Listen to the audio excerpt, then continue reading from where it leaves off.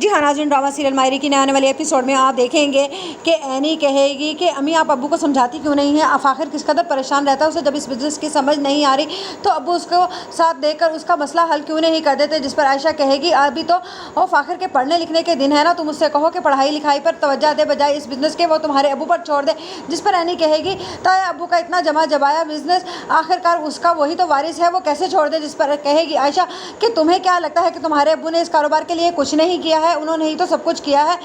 تم نے دیکھا نہیں تھا ظہیر بھائی تو بیمار رہنے لگے تھے، جس پر اینی کہے گی کچھ بھی ہو لیکن یہ سارا بزنس ہے تو فاخر کا ہی نا، ابو کیوں نہیں یہ بات سمجھتے کہ انہیں فاخر کا آخرکار ساتھ دینا چاہیے، جس پر عائشہ کہے گی بہت زیادہ تمہیں طرفداری نہیں آ رہی ہے فاخر کی، جس پر کہے گی اینی تو ہاں آپ لوگوں نے میری اس سے شادی کی تھی نا، اگر وہ اتنا ہی چھوٹا اور اسے پڑھنے لکھنا چاہیے تو آپ لوگوں نے اس کو شادی کے جھنجٹ میں کیوں ڈالا، اگر وہ اپنی ذمہ داریوں کو سمجھنا چاہتا ہے تو میں تو کہتی ہوں کہ ابو کو اس کا ساتھ دینا چاہیے، نہ کہ آپ لوگ اس کے ہی دشمن بن گئے ہیں، آپ کو نہیں لگتا کہ آپ میرے ساتھ زیادتی کر رہی ہیں، جس پر عائشہ کہے گی بہت زیادہ زبان چلنے لگی ہے تمہاری، اب میں نے دیکھا نا تمہیں فاخر کا ساتھ دیتے ہوئے تو پھر دیکھنا، جس پر اینی کہے گی مگر میں حق اور سچ کا ساتھ دوں گی، جس پر عائشہ کہے گی آخرکار ایسا ہے ہو کیا گیا ہے جو تمہیں اتنی طرفداری آ رہی ہے فاخر کی، کہیں فاخر نے کچھ گھول کر تو نہیں پلا دیا تمہیں، جس پر کہے گی اینی اس نے تو مجھے گھول کر نہیں پلایا لیکن میں جانتی ہوں کہ میری پڑھائی میں صرف فاخر ہی میرا ساتھ دینے والا ہے، جس پر عائشہ کہے گی اچھا تو اس نے بڑی ہی چال بازی کے ساتھ تمہیں شیشے میں اتار لیا ہے، اب میں ایسا ہونے تو نہیں دوں گی کہ تم اس کا